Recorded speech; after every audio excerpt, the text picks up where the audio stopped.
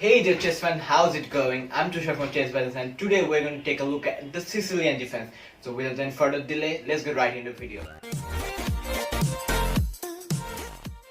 Alright, so the Sicilian Defense starts with e4, c5, and after this you have a lot of choices. Depending on where you put the knight, the game progresses. So if you play knight f3, it's known as open Sicilian, and if you instead go for knight c3, it's known as the closed Sicilian, but the open Sicilian is the most common reply after c5.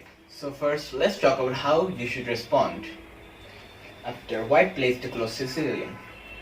So after this move you can just play knight c6.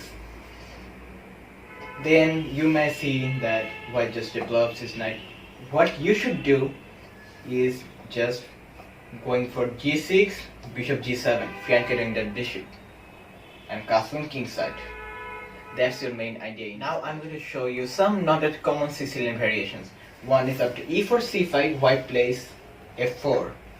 What this move does is it prevents black from playing the move e5, but it exposes the king really early on.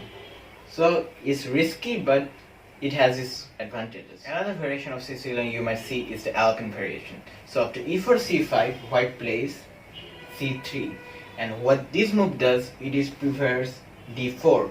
So after d4, if black takes, white takes back, and white has two pawns in the center where black doesn't have any pawns in the center of the board. Now, are you a Ruy Lopez fan? Then I'm going to show you a different variation this time, which might favor your Ruy Lopez choices. Now, after e4 c5, you play knight f3, black simply develops. After this, you just play the move you play in standard Ruy Lopez, bishop b5, but this time you don't have an undefended pawn. So what this move does is it prepares white to castle, and you can definitely take the knight and damage black structure. So you can definitely play this variation. So let's talk about the open Sicilian. So after e4 c5, knight c3, knight f6, d4. This is the move that starts the open Sicilian. So after you take, that exchange is actually good for you because you're trading a flank pawn for center pawn.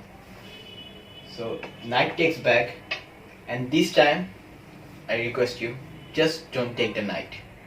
If he wants to take, let him take, but don't take it yourself. And now here's a move that actually controls the center. I played it a lot of times. e5 attacks the knight and controls the center. And there's actually two things now. There's actually two things what white can do. White can take, and if he takes, you take back with the b pawn. And remember, don't take back with the d pawn. White's queen has an open file. He can just exchange. You need to take back with the king, and you don't have the right to castle anymore. So keep an eye on that. So you should take with the b pawn, and now you can just anytime play the move d5. Is guarded by the pawn on the c file and the queen, but you should actually sometimes bring your bishop out first, then you should push. That might be a good idea. After e5, white can obviously play b5. It is one of the main moves. Now this move might seem pointless. You can just go for a6, but you shouldn't. You should prepare, because what this move is trying to do is it is trying to go to d6. This square is protected by the queen. So after this check, you can actually move the king, but that is not wise at all. So you need to take back. You need to take it with the bishop, the dark square bishop. So when you take it, the queen takes back, and now the f file is covered by the queen. So the f8 square is covered by the queen. Now you can't castle. You are just stuck, and white just has an excellent position. So just another way you can play, and it's known as the Swanton Cochrane variation. So after e4 c5, white plays c4. It actually kind of resembles the ball winning setup, and after this point you nearly transition into the English opening symmetrical variation. So if you haven't our video on English opening yet, just check it out. You might find it here.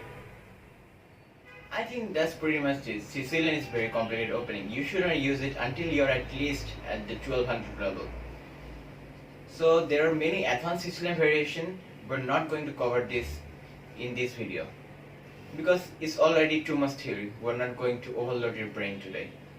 And if you're already annoyed by my English, then go tackle the subscribe button to the ground. Vent out all your anger. That would be great. Hope to see you guys in the next video. Until then, stay hungry, stay foolish.